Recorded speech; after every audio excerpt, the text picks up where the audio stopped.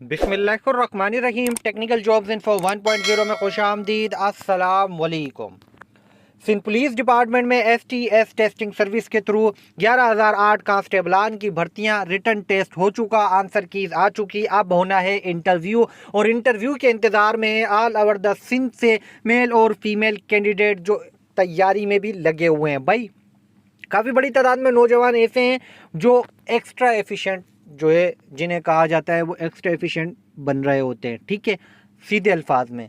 तो उनको होता क्या, उनके साथ जब वो अपने इंटरव्यू के लिए या किसी भी टेस्ट के लिए प्रोसेस के लिए जा रहे होते हैं, वो उनके जहन में होता है हमें सब पता है।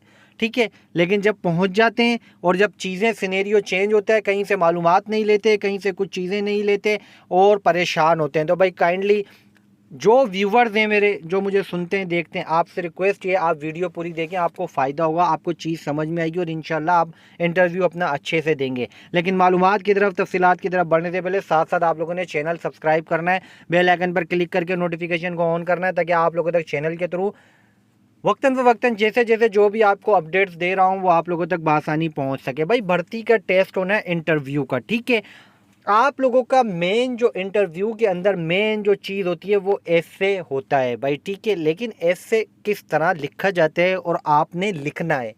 लिखा जाता है भाई, ये तो आप तकरीबन आप लोग रट्टे मार रहे होंगे, मुख्तलिफ जगहों से पढ़ रहे होंगे, my aim in life, my country, Quaid-e Azam, अल्लामा इकबाल। ठीक है, ये तो आप पढ़ रहे होंगे, लेकिन जब लिखना ही नहीं आता, लिखना किस तरह से और आपने करना क्या है, जब ये आता ही नहीं है तो रट्टे मारना और ये सारी चीज़ें करना आपका ज़ाया होता है। तो गौर से समझ लें करना क्या है। पहले तो पहली चीज़ समझें, जब ये चीज़ समझ लेंगे तो आगे चीज़ें क्लियर होना शुरू हो जाएंगी।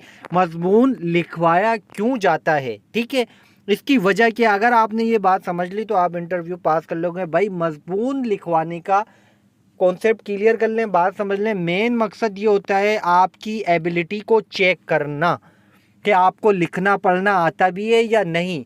आप बस मैट्रिक की जो है डिग्री लेकर आ गए, पाकिस्तान का निज़ाम है, यहाँ पे चिटिंग्स हो जाती हैं, मामलात हो जाते हैं, डिग्रियाँ मिल जाती हैं। ठीक है, तो आपके जहन में ये है कि भाई बिल्कुल आपको जो है चेक किया जाता है कि आपकी एबिलिटी क्या है, आपको लिखना आता है नहीं आता, पढ़ना आता है नहीं आता। सिर्फ मजमून लिखवाने का मेन मकसद एक तो ये होता है। ठीक है, अब उसके बाद अब आप लोग जब मजमून लिख रहे होते हैं, ठीक है, तो काफ़ी सारे नौजवान ऐसे होते हैं जिनको लिखना तो आता है, लेकिन अगर अगर आपको बोलूँ कि भाई आप जो है, मैं आपसे मिसाल के तौर पे कोई भी मसले पे एप्लीकेशन लिखवा रहा हूँ, मैं आपको बोल रहा हूँ, आप बोले, मैं बोलता जा रहा हूँ, आप लिखते जाएं, तो काफ़ी सारे नौजवान ऐसे होंगे वो नहीं लिख सकेंगे।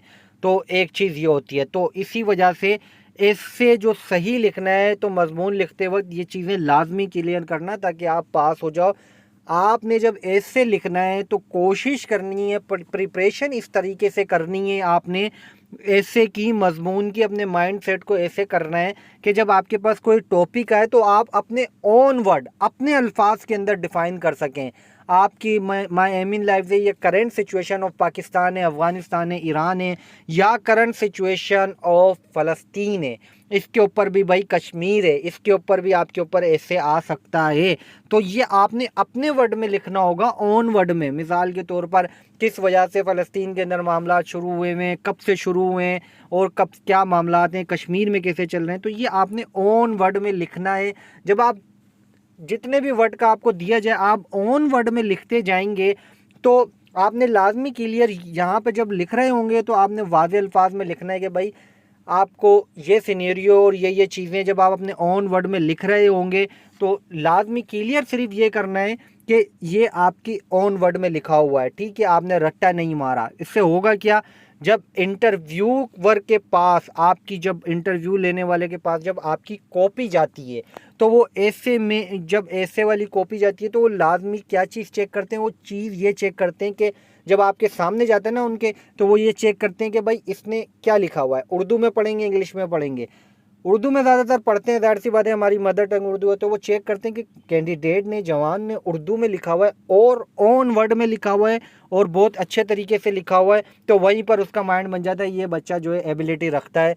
तो जब आप इंटरव्यूअर के रूम में जाते हैं तो वो आपसे मजमून लिखते हुए, आप देखते हुए आपसे एक दो सवाल पूछ लेंगे, अगर पूछे तो, अगर नहीं भी पूछे तो आपकी जो है आपकी लैंग्वेज, बॉडी लैंग्वेज और आपसे अगर सवाल होंगे जनरल नॉलेज के वाले से या आपकी अपने हवाले से, तो वो वहीं पर भाई सिर्फ मजमून देखते ही आप, मैं गारंटी बोल रहा हूँ कि आप पास हैं। सिर्फ आपसे 2-4 सवाल जनरल नॉलेज के और आपके बारे में होंगे और आपको मैं गारंटी दे रहा हूँ आप पास हो जाएंगे। तो 3 चीज़ें, मेन चीज़ आपने जो एस्से लिखना है अपने ऑन वर्ड में लिखना है, और एस्से लिखते वक्त क्लियर, ये आपको वहाँ पे लिखते वक्त पता होना, लिख रहे हैं तो ये चीज़ क्लियर होनी चाहिए कि हाँ भाई इंटरव्यूअर देखेगा तो उसको समझ में आ जाएगा कि भाई ये बच्चे ने ऑन वर्ड में लिखा है। अब भले आप इधर उधर से पढ़ें, लेकिन पढ़ने के बाद जब आप मजमून लिख रहे हो तो कोशिश करें कि ऐसा मजमून उठाएं कि आप अपने वर्ड में लिख लें, और जो है उसको जब जाहिर सी बात है जब आपकी एबिलिटी चेक हो तो आप पास हों। बहुत इंपॉर्टेंट चीज़ बताइए आपको, ठीक है, आपने स्लो तरीके से अपनी जो है अपने ऑन वर्ड में तरीके से अच्छी सी राइटिंग में लिखना है, ताकि जब आप मजमून लिखने के बाद आपका इंटरव्यूअर आपका मजमून देखे तो आपकी एबिलिटी चेक हो जाए कि आप भाई काबिल हैं, और आप भले मैट्रिक पास हैं लेकिन आप लिखना पढ़ना जानते हैं, काबिलियत रखते हैं। उम्मीद करता हूँ बात समझ में आई होगी, अमल करेंगे इस पर। चैनल पर रखनी है नज़र, मज़ीद न्यू मालूमात और इन्फॉर्मेशन के साथ आऊँगा दोबारा। जब तक के लिए आप सबसे चाहूँगा इजाज़त। अल्लाह हाफिज़।